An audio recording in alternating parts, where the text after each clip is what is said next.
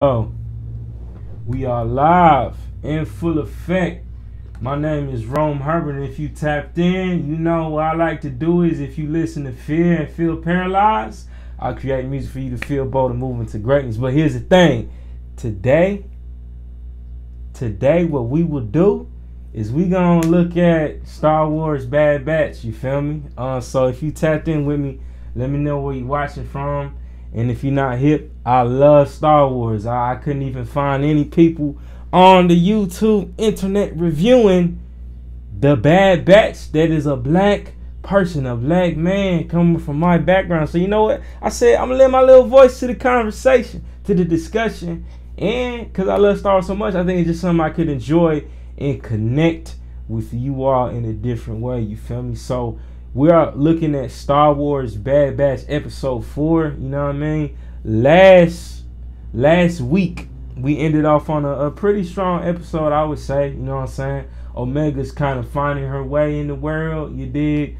Omega's growing, having some hiccups here and there. Also, something popped off with Wrecker. You feel me? I don't know what the deal is with him. Hopefully we're gonna find out in this episode and things will be straight. But yeah, I don't know. I feel like last episode was definitely stronger than the previous one. Episode 2 felt like it was a little bit more filler. My guy Alvin had mentioned that, how it just didn't seem it gave too much development. But I think this next episode, from what I heard, is gonna be pretty nuts and bananas. You feel me? So I'm you know what I'm saying, I'm gonna just let y'all see too a little bit of the experience. You know what I mean? Disney Plus will not be able to come for me. I'm using this as commentary, fair use, you dig? So what we gonna do is you'll see some of this on this live stream, and I'll leave it on my Patreon, the full stream unlisted. You know what I'm saying? So you definitely want to go ahead and like and subscribe if you're interested in seeing more videos like this, and consider hopping on the Patreon, because I'm gonna make a space for us to just connect and chill, and you can see the full replays of this, the full recaps. But yeah, I'm pretty excited for this episode, and without further ado, let's get into it, man. I want to see what they are talking about on this episode of Bad Batch. And the name sometimes get me concerned, you feel me? But you know, you say it 3 times fast and you might be on something. Let's see this.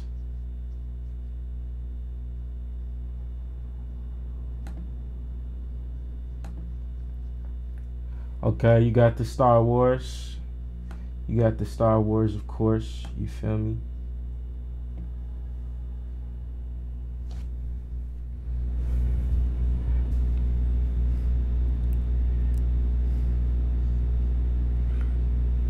That he got the money and he sold them out. See, these characters, I promise, these type of characters be the greasiest in the series. It remind me of that other dude that took the R2 unit and then put it with Young Grease. He kept trying to get more and more money, you feel me? So I can't stand these type of characters. They so sleazy.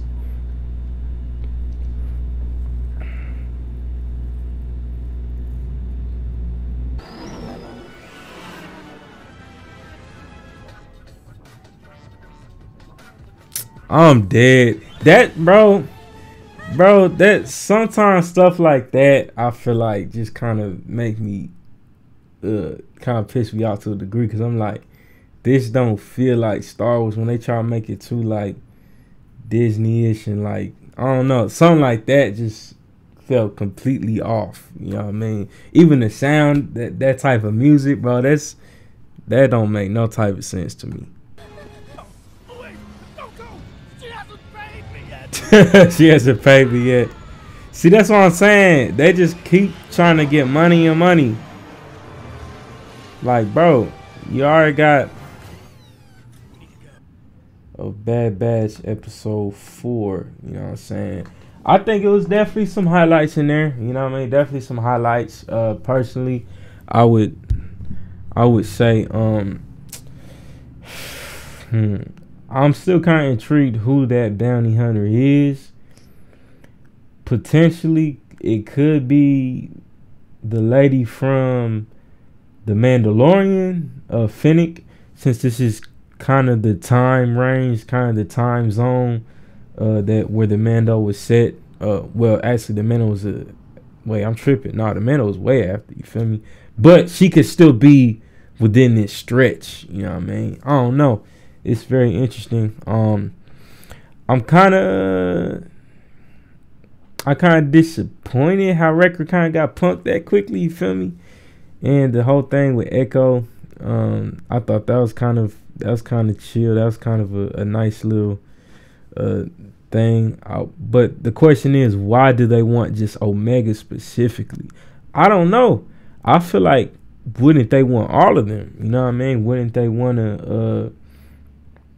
Maybe she would be one of the original 99 that the Empire would desire to bring her in and train her up and make her loyal to the Empire since she's so young, and possibly had that inhibited trip placed in her so that she can be forced to obedience and compliance. You feel me? But I don't know. What do y'all think is the reason why they specifically targeting Omega? Out of all the Clone Force Bad Batch 99, why Omega? Another thing, I feel like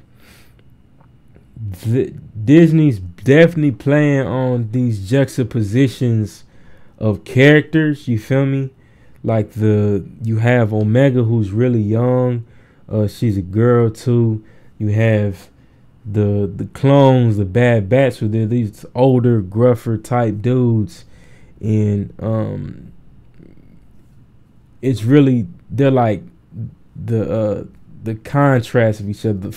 The foils, I think, is the right word. You feel me? So they're foiling each other, and I think Disney's playing that youthfulness to try to bring the kids along into these type of things. You feel me?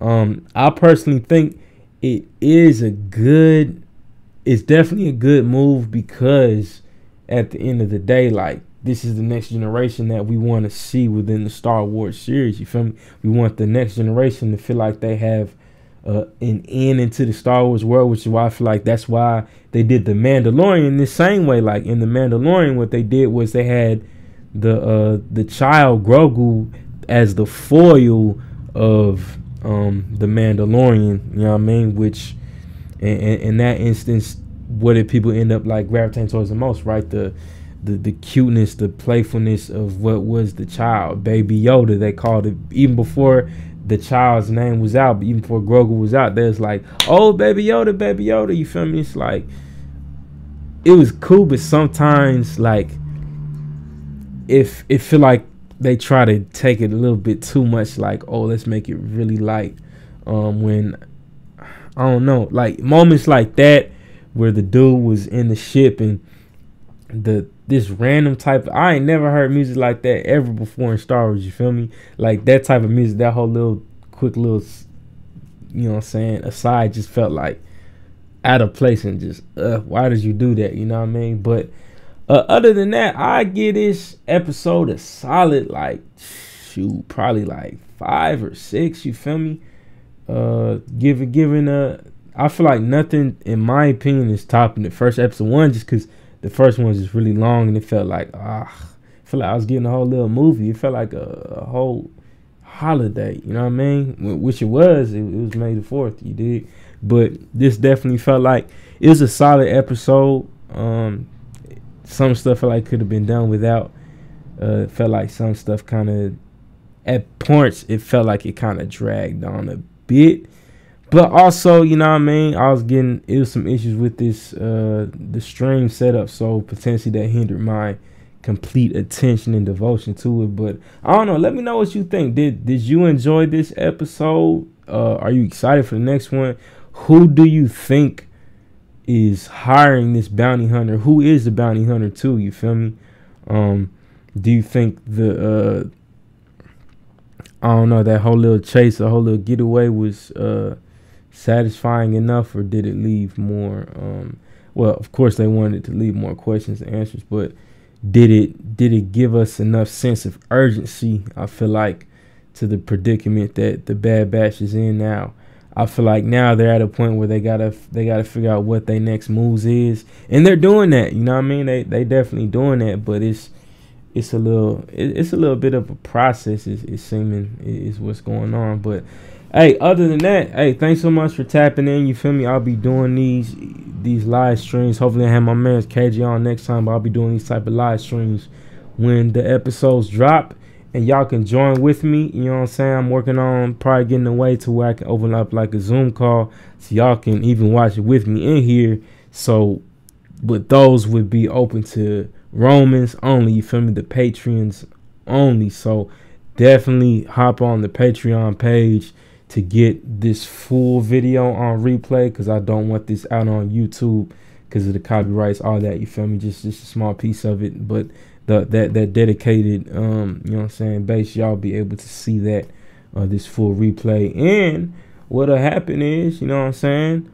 I got way more coming, so make sure you like and subscribe. If you haven't heard, just dropped a new song on stage as well. So I got a lot of stuff coming for y'all to keep y'all feeling bold and moving. So don't listen to fear and don't feel paralyzed.